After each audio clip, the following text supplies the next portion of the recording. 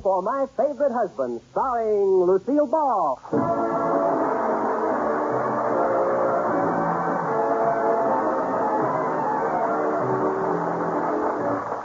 Yes, it's the Gay Family series starring Lucille Ball with Richard Denning as Liz and George Cooper. Two people who live together and like it.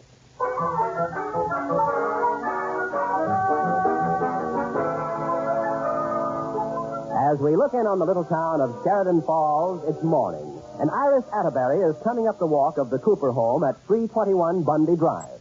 Suddenly, she gets a horrified look on her face and starts running up the steps. Iris, what's the matter? The window's call the police. There's a bear in your backyard. A bear? He must have escaped from the zoo. He's standing right in the middle of the yard, pawing the air. My goodness, a bear in a... Oh, Iris! Oh, that's no bear. It isn't? No, football season is here. I'm airing George's raccoon coat. What a relief. Let me sit down. Oh, I shouldn't have run so hard. Iris, your heart? No, I snapped a bone in my corset. But the real pain is thinking of football season and those two juvenile idiots we're married to. Oh, I just got a mental picture of them in their official costume. Raccoon coats, rooters caps, cowbells, and ukuleles. Please, I haven't had breakfast yet. Well, George is going to look different this year anyway. I found something wonderful, and I'm going to go over his raccoon coat with it. What is it? An electric razor. You wouldn't dare. No, I'm yellow. Yeah, I guess there's no fighting it, Liz. When's the homecoming football game? This weekend. No. This is D-Day -3. And I have big news for you, Iris. I'm not going. Do you realize what you're saying, girl? I certainly do. I might endure having my feet frozen in a windy stadium, and I'd possibly struggle through those stupid card stunts at halftime. But I'll be darned if I'll march in another torchlight parade wearing George's pajamas. You should talk. How do you think I feel wearing Rudolph's nightshirt? So I'm through. Let them go alone. Gosh, Liz, do you think they would? After all, we've gone to every homecoming with them for the past 10 years. Well, I went because I wasn't too sure some college babe wouldn't make a pass at George. But now he's gained enough weight and lost enough hair, so I don't have to worry. It's a wonderful idea, Liz, but you know what? Look, it's their school. Let them go through this sophomoric routine by themselves. Yeah. I'm with you, girl. No matter how much they beg us, we won't go. Yeah. After all, do our husbands tell us what to do? Yeah. No. Okay, we'll lower the boom on them at dinner tonight.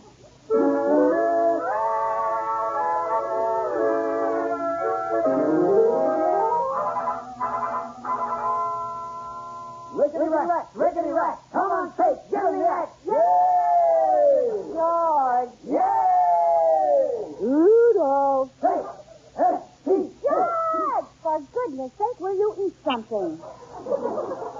Please don't interrupt us, Liz. This is a delayed locomotive. Delayed locomotive heck. It's retarded development. Now, will you please eat something? Oh, who cares about eating? Come on, boy. Let's get over to the piano and run over our alma mater. That's what I'd like to do with a steamroller. Shall we break the news to them now, Liz? Right now. And remember, no matter how much they beg us, we're not going to that lousy homecoming with them. Okay, boy? Wait a minute, fellas.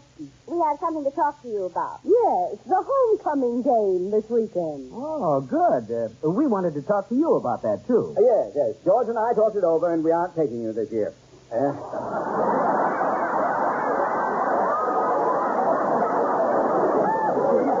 Okay, boy? All hail to old St. Hugh. Just a minute. What do you mean you aren't taking us? Yeah. But, honey, you don't want to go. I'll tell you when I don't want to go. Yeah. Yeah. What are you yaying about? You hate football. I do not. I love it. Me too. Gosh, you don't think we'd want to miss State's big game, do you? Well, I Why, certainly... George, it's homecoming. Now I've heard everything. Look, Liz, every year you complain bitterly. Have you forgotten your frozen feet in that windy stadium? Frozen. Why, what could be more invigorating than a gentle autumn breeze around my hot, stuffy legs? Lotus Bud, you remember when State scored and the fellow in back poured coffee on your head and dropped a hot dog down your back? Yeah, wasn't that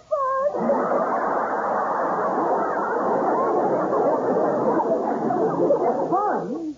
You hated every horrible minute of it. Wait a minute. What are you fellas up to?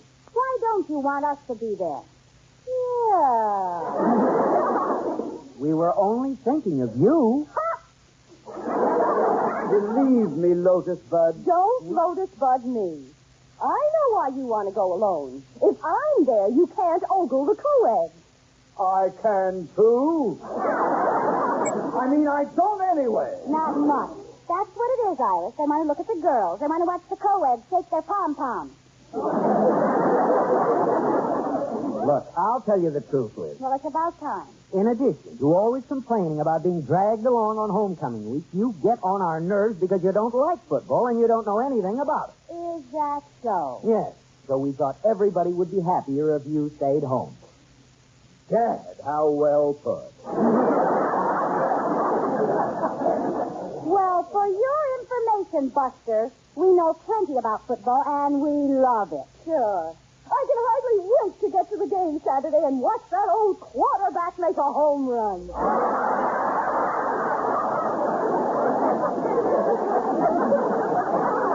Iris, no wonder they think we don't know anything about football. It's not a home run, it's a touchdown.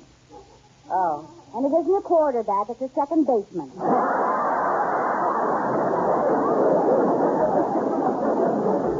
It's a shame not to take them along, George. Wouldn't they love to see the jockey run 65 yards to a knockout? Well, I guess this settles it, Liz. You don't know the first thing about football, and you're not going with it. Football! And there's no use wheedling either. Well, what if we learned all about football? Well, if we learn, will you take us? Oh, sure. Then we'll learn. Come on, Iris, let's get started on it right now. Okay. How do you learn to play football? I don't know. Is it... Wait, I just remembered. Rudolph has a book on it. Oh, good. I remember seeing it in the attic years ago. Well, let's go and get it. All right, and just... Hey, wait a minute. What? I thought we didn't want to go to that game. We don't. Well, then what's all this fuss about? Iris, when our husbands plan to have a good time without us, we're going to have a good time with them, even if it makes us miserable. Come on.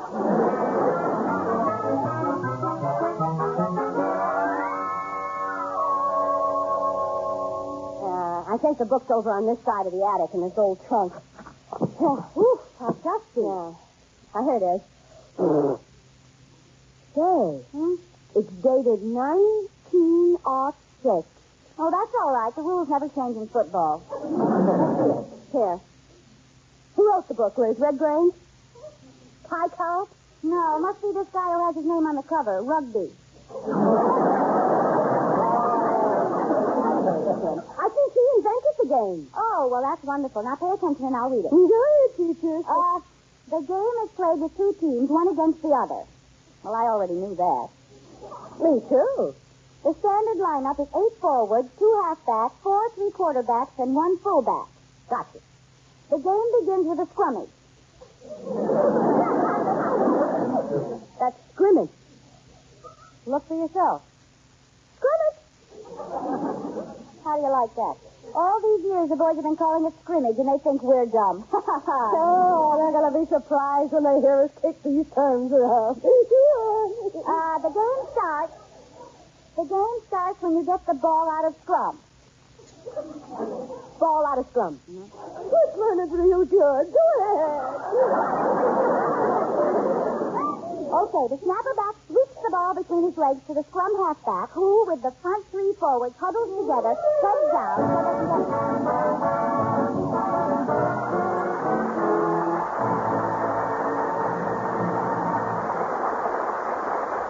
or false? NATO, the North Atlantic Treaty Organization, is an expensive luxury. False as false can be. What NATO has cost the United States and all NATO countries since it began is less than the cost of a few months of World War II or a few weeks of nuclear war. NATO is a necessity for maintaining peace and a bargain all the way.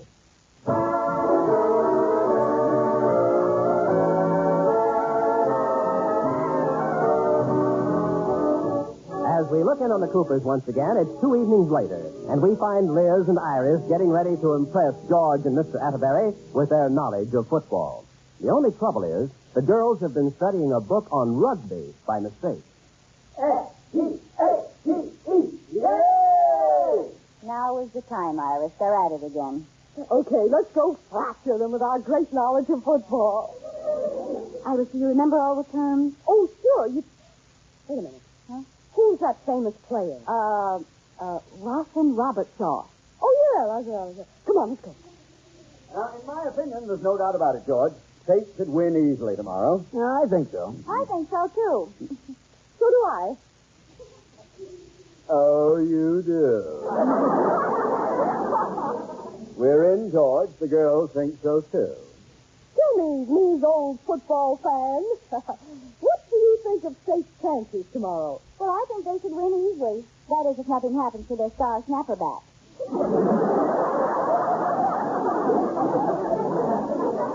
Well, that makes it unanimous. Barring some awful break, State... Star snapperback?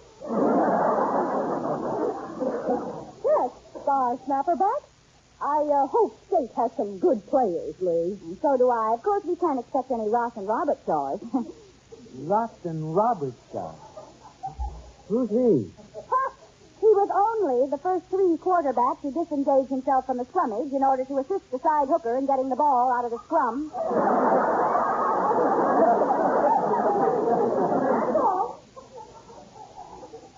Well, then, it's 3 cheers and a tiger for Rawson Robertshaw. And will you kindly tell me what you two are talking about? Oh, come on, fellas. Admit it. We've learned about football. And we know we're right because we got it out of a book. Wait. Did you by any chance get that book out about Attic? Yes, what? George, these two have been learning football from a rugby manual. Oh, That's the big joke. Well, rugby is an entirely different sport than football. They don't even play rugby in American colleges. Oh. That was a nice try, girls. Well, can't we go to the game anyway? Oh, sorry, Liz. Besides, we only have 2 tickets, and the game's a sellout. Is that so? Well, let me tell you, George. Oh, no. Wait a minute. I knew how badly you girls wanted to see the game, so I arranged for 2 good seats for you. They're even better than ours. Really? Where are they? At our house, right in front of the television set. Oh, you stink. Well, let's get to bed, George. If we don't get an early start tomorrow, we might miss the first scrummage.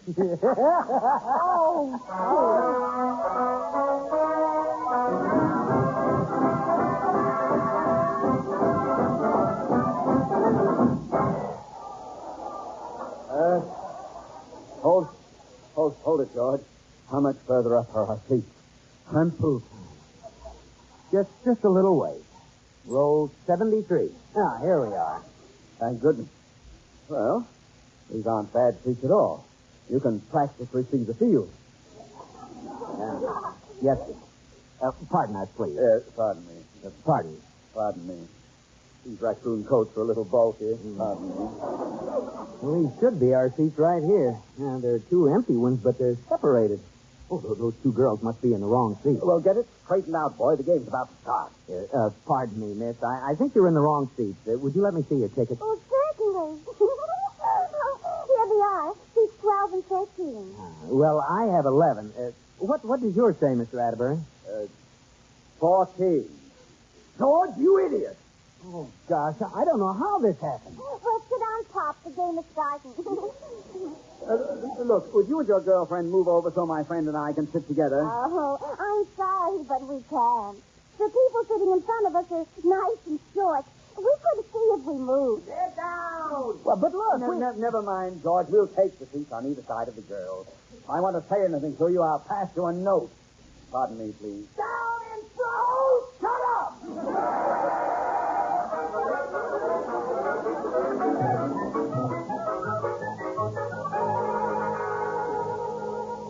Well, Iris, the game will start any minute. Turn the television set on. All right. I wish we were there. Good afternoon, sports fans. This is Tom Nelson bringing you today's Gridiron Classic between State U and Teachers College. It's a beautiful day, and the stadium is packed. While the teams were warming up down on the field, our cameraman picked up some local color I think you'll get a kick out of. Two old grads up in the stands wearing raccoon coats. Don't tell me two other men are big enough oaks to wear raccoon coats. And now we swing our camera up to the stands, and there they are. Iris! Look, those are oaks. It's wonderful to see the old grads out here, folks, and these two really seem to be having a good time.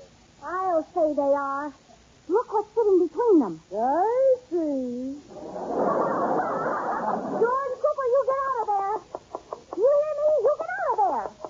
Well, they ought to start playing here pretty quick. Looks like they already have. We'll swing our cameras back down to the field. Oh, no, wait a minute. They moved the camera, Iris. It won't do you any good to stand over there looking sideways. You can't see them. Those bums. Well, there seems to be a delay on the field. Let's go back for one more look at those two old wolves. There they are. Those bums. Rudolph. They certainly snagged themselves a couple of cute dogs. Rudolph Atterbury, I'll give you 3 to get out of there. Iris, 1, 2, 3.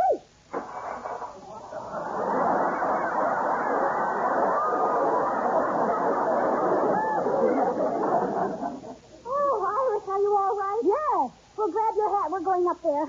Now we know why they wouldn't take us to that football game, those bums.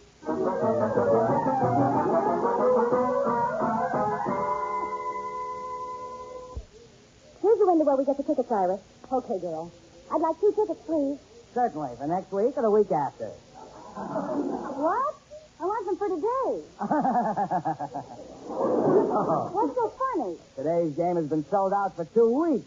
Hey, Rick, it's all sold out. But we've got to get in the stadium. Oh, an emergency. Yeah. A death in the family. Let us in, and there will be. Huh? Look, lady, I'm busy. There aren't any tickets for today.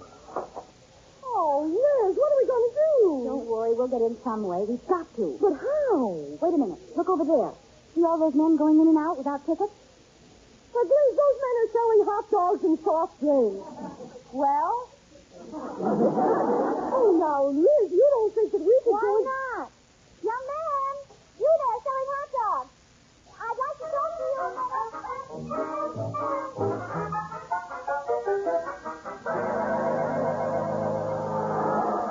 That's the way, Shade. Another touchdown. Riggedy rack. That's the way to give him the act. Gee, it's cold here. I'm freezing. Oh, well, here, my dear. Tuck some of my raccoon coat around you. Oh, thank you, Mr. Atterbury. Rudolph. Oh, Rudolph. Well, it's the least I could do. After all, George is sharing his blanket with your girlfriend. I'm sure hungry. You are? Yeah, I'd like a hot dog. Oh, here comes the man up the aisle. Oh, allow me. It's my turn to buy. Oh, no, boy. It's my treat this time. Well, you buy the drink. All right. Oh, here comes somebody up the other aisle with a drink.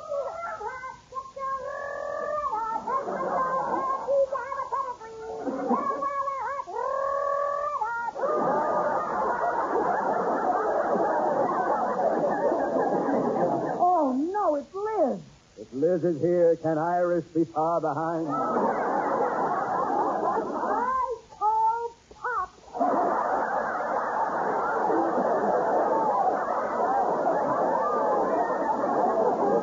Oh, God. I don't know where Mom is, but I got Pop on ice. I call Pop. Oh, what are they doing here? There you are, George Cooper. We saw you on television. Didn't want to take us to the game, huh? Oh, Mr. Atterbury, how can we explain? Don't try to explain. Make a run for it. We can't. can't. They're blocking each end of the road. Kids, break down! But people are sitting there. Don't be fussy, boy. Walk on their heads. Rudolph Atterbury, I want to see you.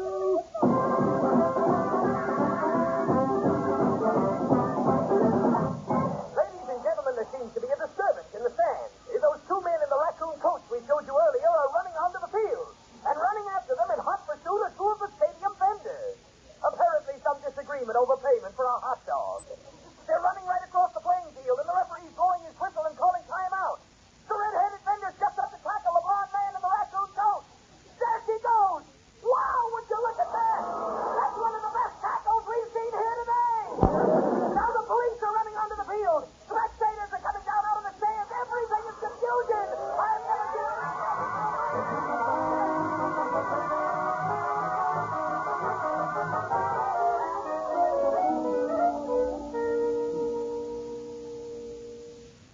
George, do you feel better now, George?